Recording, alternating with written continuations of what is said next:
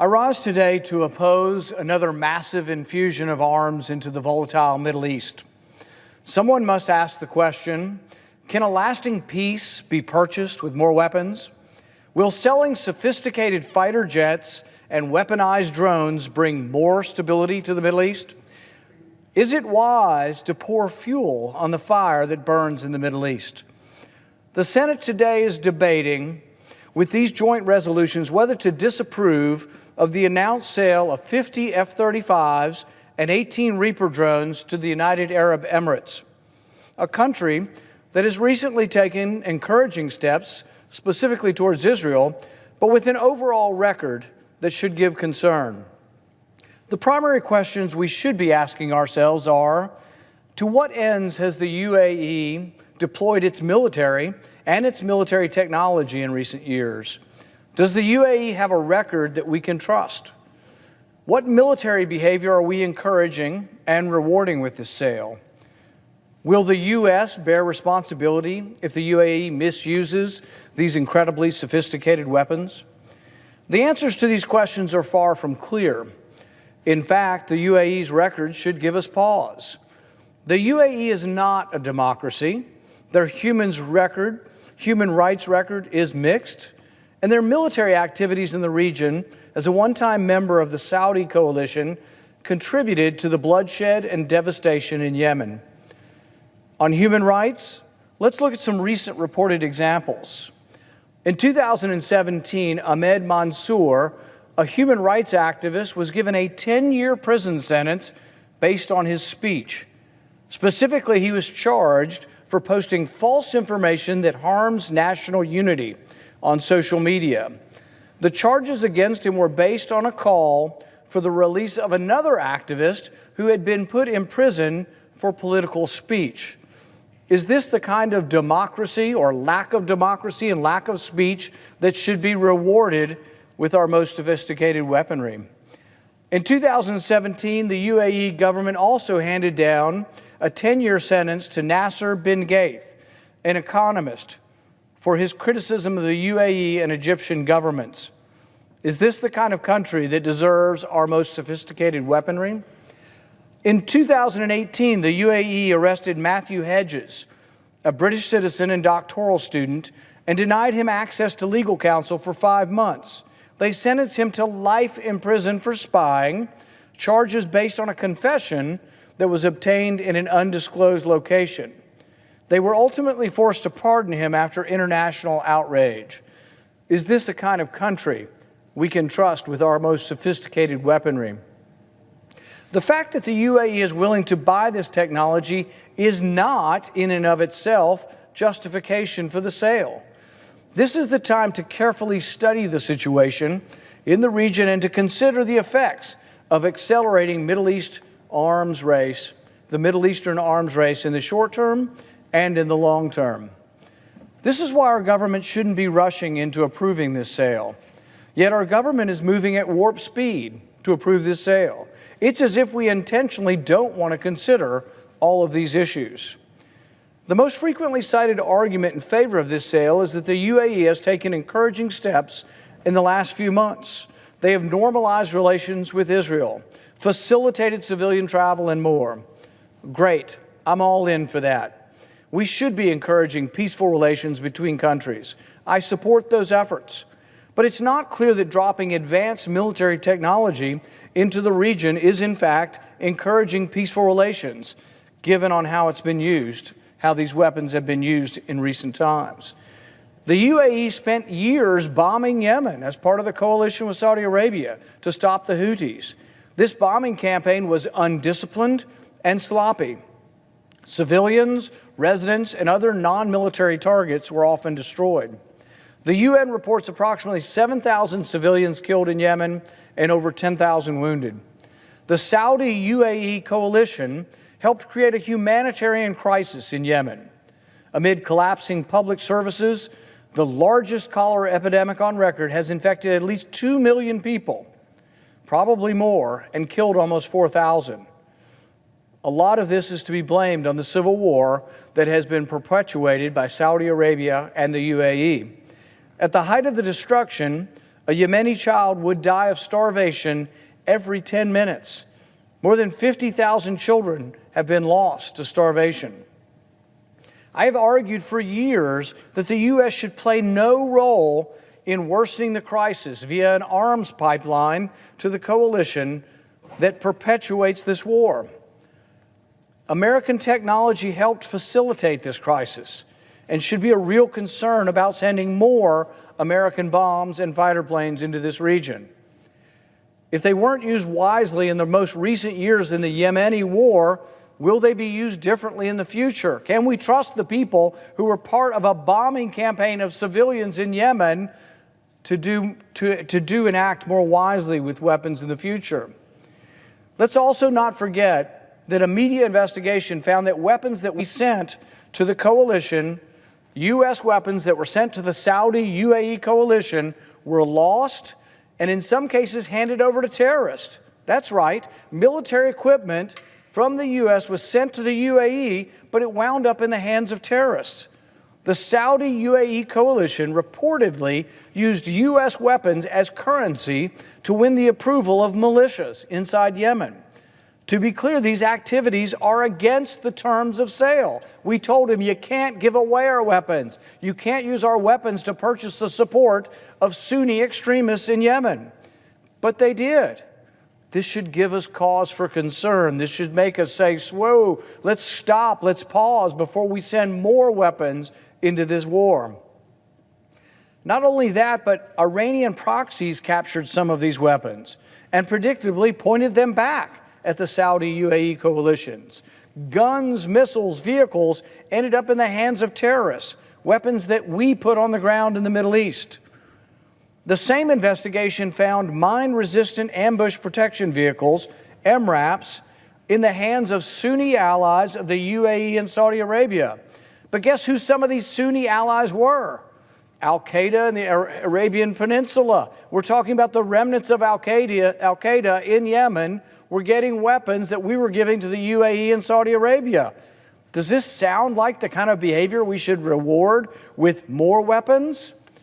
One of the MRAPs still had the export label on it, indicating that it had been sent from Beaumont, Texas to the UAE, before ultimately getting illegally transferred to extremists in Yemen. Is this the kind of behavior we should reward with more of our sophisticated technology?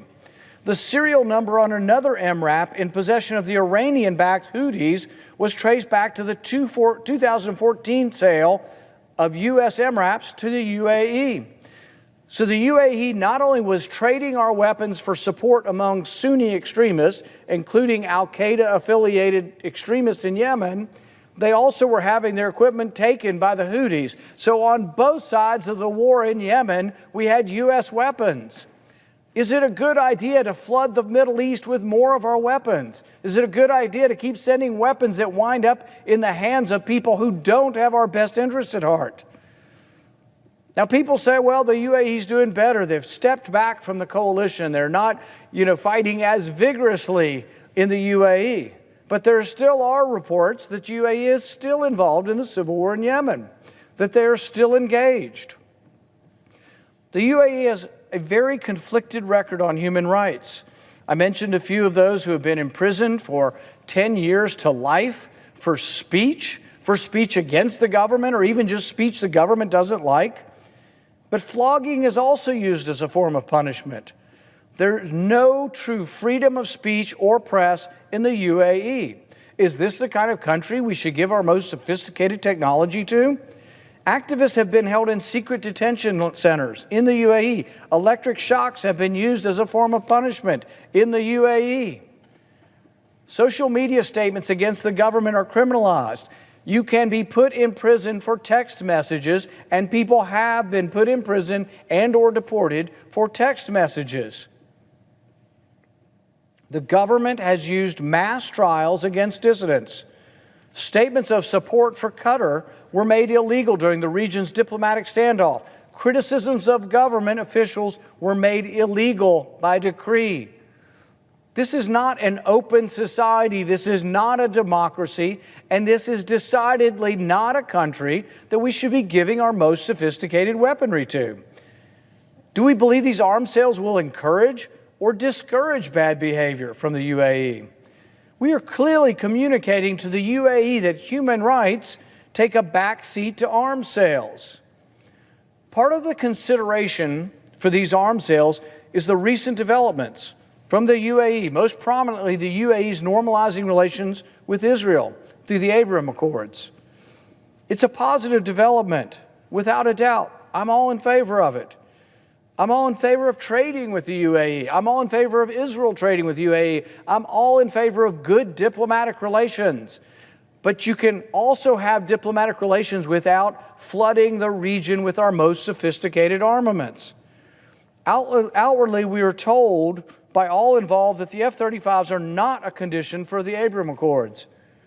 But if you ask whether it's a good idea to send some of our most advanced weaponry to the UAE, we are nonetheless told if we don't, it might jeopardize the Accords. Well, which is it? They're either part of the Accords or they're not. I frankly think if the weapons were not to go, that the advantages to Israel and UAE having diplomatic relations and trade are so great that they will continue.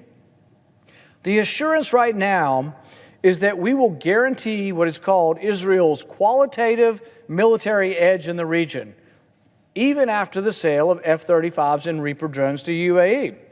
So the message to Israel is, yes, we are giving the same advanced fighter jets to the UAE, but we'll give you even better jets in the future. All I can say is that is a big maybe.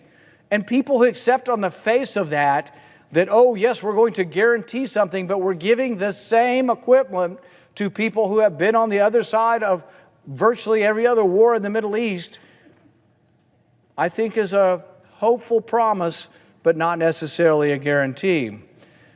The easiest way, if you favor protecting Israel's QME or military edge, is to stop sending military assets to other countries in the region. We're competing with ourselves right now. We give advanced weaponry to Israel, and then we say we're going to keep your advantage, but then we give the advanced weaponry to the UAE, and so Israel comes back and says we need more. And then when we give more to them, the Saudis want more. And then once we give the weapons to the Saudis, Israel wants more. It's a never-ending arms race between the so-called countries that are actually getting along, not to mention the arms race between those who are opposed to Iran in the region. The easiest way to protect the qualitative military edge of Israel is to quit sending more advanced weaponry into the region.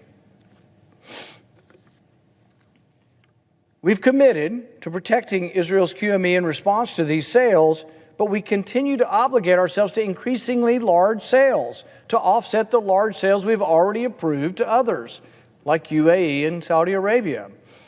There is another aspect to qualitative military edge that's rarely discussed.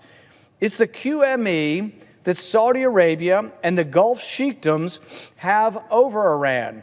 Saudi Arabia is the third biggest purchaser of weapons, the third biggest spender on military of anyone in the world now. But if you add the Saudi Arabia weapons to the Gulf sheikdoms weaponry, you find that they spend 8 times more on their military than Iran. So what kind of response would we imagine? We may not like what Iran does, but we should at least think about what they will do in response to what we do and what in response to Saudis do and UAE does and Israel does.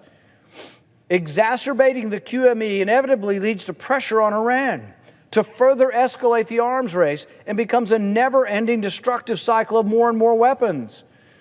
People say, and this administration has said, we want an agreement with Iran, but not just a nuclear agreement. So we got out of the nuclear agreement. We want an agreement on conventional weapons. But how would that work? We ask Iran to limit their weapons, but we keep piling weapons on the other side. Do you think Iran is going to agree to limit their weapons if we keep piling more of our sophisticated weapons into the hands of the Saudis and to the hands of UAE and others? There is great concerns with this sale, and rushing it through is a mistake. What happens if the F-35s are shot down? What if Russia or China is able to access our sensitive stealth technology? How will the need for contractors be handled in a secure fashion? Some supporters of Israel are very worried about this. The Zionist Organization of America, for example, has opposed the sale because it jeopardizes Israel's qualitative military edge and makes the technologies on which Israel relies less secure. This statement from the Zionist Organization of America is quite clear. Quote, "The security of both the U.S. and Israel is best served by preventing any other countries from acquiring this advanced aircraft." They couldn't be clearer. Even many in Israel were initially and very vocally opposed to this sale. Their Minister of Defense, Benny Gantz, said absolutely it was a terrible idea. Their Minister of Settlements, same thing. I would urge my colleagues to consider the possible consequences of this sale. We should not accelerate an arms race in the Middle East. We should not jeopardize the security of our military technologies, and we should not reward a decade plus of undesirable behavior by the UAE. I urge a vote in support of these resolutions of disapproval.